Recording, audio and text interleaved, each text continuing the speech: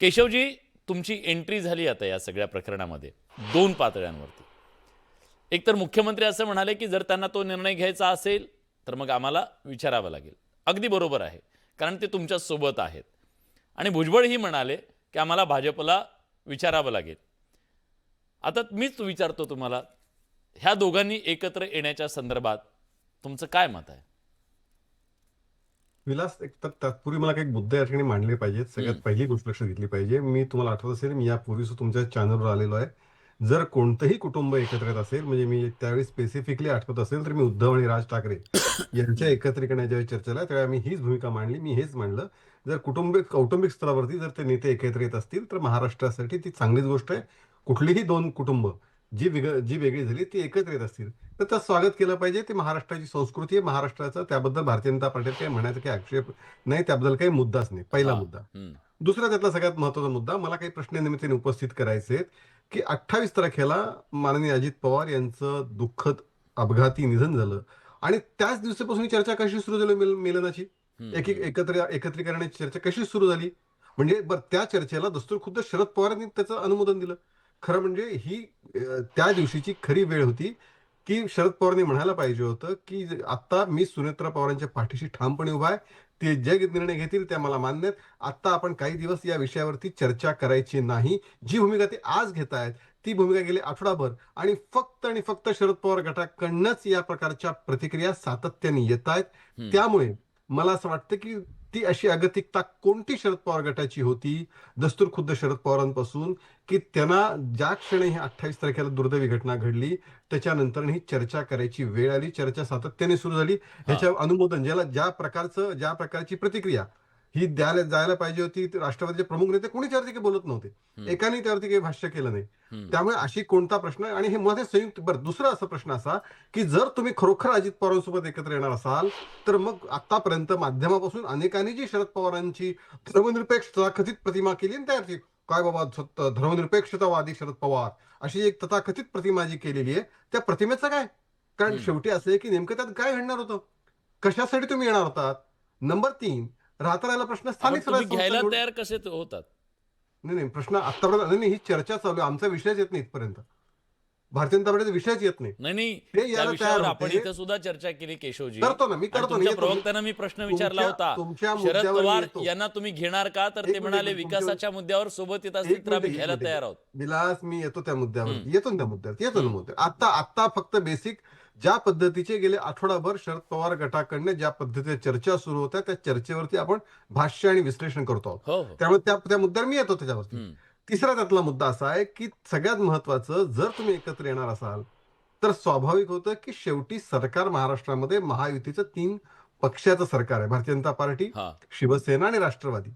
जर त्याच्यामध्ये समजा अगदी मंत्रिमंडळ फेरबदल करायचा असेल तरी सुद्धा त्या अनुषंगाने म्हणजे त्या दोघांमध्ये परवानगी देखील भाजपचा विषयच नाही काही. त्या दोघांनी एकत्र यावं की नाही, दोघांनी एकमेका चर्चा करावी की नाही, दोघांनी एकत्र बसावं की नाही. स्थानिक स्वराज्य संस्थांच्या निवडणुकांमध्ये दोघं मिळून एकत्रितपणे भारतीय जनता पार्टीच्या विरोधात लढले. पुणे असेल, अनेक ठिकाणी असेल, हे आपल्याला माहिती आहे, आपण त्याच्या बातम्याही केलं. पण त्यामुळे तिथे आम्ही काहीच आक्षेप घेतला नाही.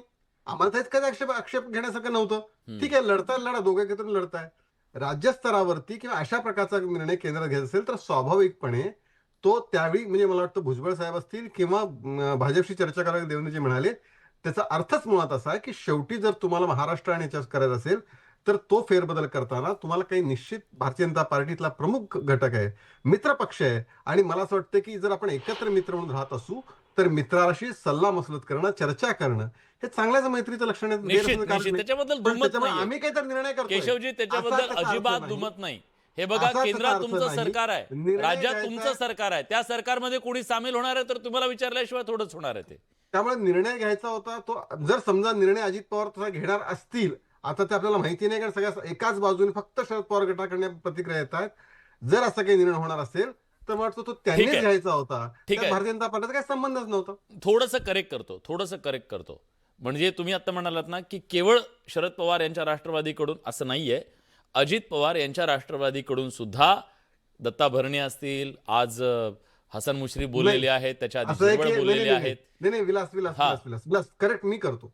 असं आहे की शेवटी निर्णय प्रक्रियेमध्ये जे म्हणजे मी मुश्रीफ आणि दत्ता भरणे यांच्याबद्दल मी पूर्ण आदर राखतो, झिरवळ पण साहेब पण. निर्णय प्रक्रियेमध्ये शेवटी राष्ट्रीय अध्यक्ष, मगाशी आता अनिल पाटील जे म्हणाले की त्यांची काय वर्किंग कमिटी, असं एक चर्चेमध्ये आपण एकत्र येऊ, तुम्ही आम्ही चहा पिताना बोलतो ना, आपण गप्पा मारतो, पण ज्यावेळी ठोस स्वरूपामध्ये ज्यावेळी निर्णय करायची गोष्ट येते हां. त्यावेळी तो निर्णय त्याच्यावरती अधिकार व्यक्त होण्याचा हा त्यांचे प्रदेश अध्यक्ष, राष्ट्रीय अध्यक्ष किंवा अनिल पाटील म्हणतात तशी कुठली कमिटी असेल ती असेल, त्यावेळी कुणीही मला वाटत नाही की त्यात भाष्य केलं. ठीक आहे.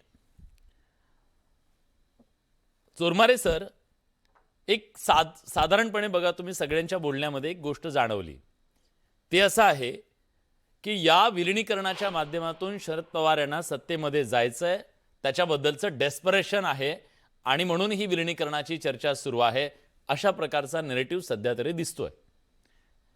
यात वास्तव आहे की हे रंगवलं जात आहे, की खरंच शरद पवार यांना सुद्धा जायचंय सत्तेमध्ये एनकेन प्रकारे? विलास, एक गोष्ट लक्षात घ्यायला पाहिजे हां. की ही जी एकत्रीकरणाची किंवा जी काही प्रक्रिया होती ती प्रक्रिया सुरू झाली होती, हे आपल्याला मान्य करावं लागेल. त्याचे ठळक पुरावे आपल्या समोर आहेत. आता शरद पवारांच्या पक्षातले सगळे नेते आम्हाला विलिनीकरण होणार होतं म्हणजे विलाप केल्यासारखं ते दादा केल्यापासून विलिनीकरण हे सगळं त्यांचं चाललं होतं, लाचारासारखं सगळं चाललं होतं. मला वाटतं काल शशिकांत शिंदे यांनी त्याला पूर्ण विराम दिलाय की आमच्या बाजूनं आम्ही ही चर्चा आता थांबवत आहोत. जे हेमा पिंपळेंनी मला वाटतं त्या संदर्भात मगाशी काही बोलल्या नाही. एक गोष्ट खरी आहे की ही प्रक्रिया सुरू होती. ज्या पद्धतीने जिल्हा परिषदेच्या निवडणुकीत शरद पवारांचे सगळे उमेदवार सगळीकडे घड्याळाच्या चिन्हावर लढतायत, हे यापेक्षा दुसरा कुठला पुरावा असू शकतो की ते पुढे त्यांची एकत्रीकरणाची प्रक्रिया सुरू होती.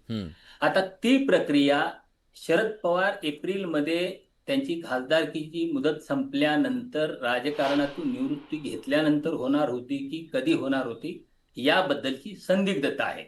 शरद पवारांनी त्याबद्दलचं स्पष्टीकरण द्यायला पाहिजे.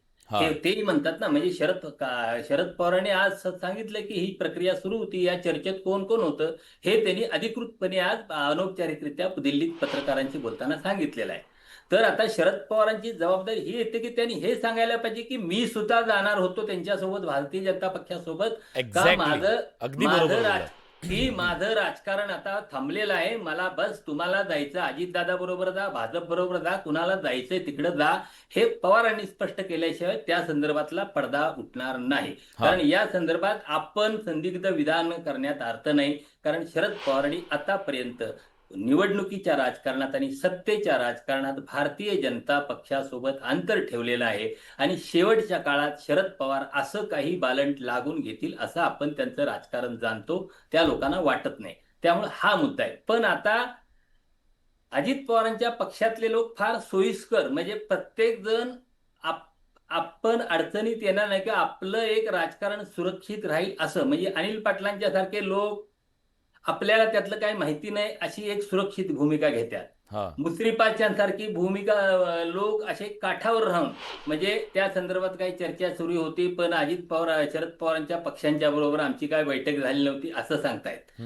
भरणेंच्या सारखे लोक जाहीरपणे सांगतात. त्याचं कारण भरणे आणि हर्षवर्धन पाटील हे परंपरागत विरोधक एकत्र लढायला लागलेत, याचा अर्थ त्यांना त्याची कल्पना असणार आहे ना, त्याशिवाय का भरणे एवढं स्पष्टपणे बोलतायत. आणि पुणे जिल्ह्यातलं एक आंबेगावचा अपवाद वगळता तर सगळे लोक शरद पवारांच्या, अजित पवारांच्या चिन्हावर लढतायत.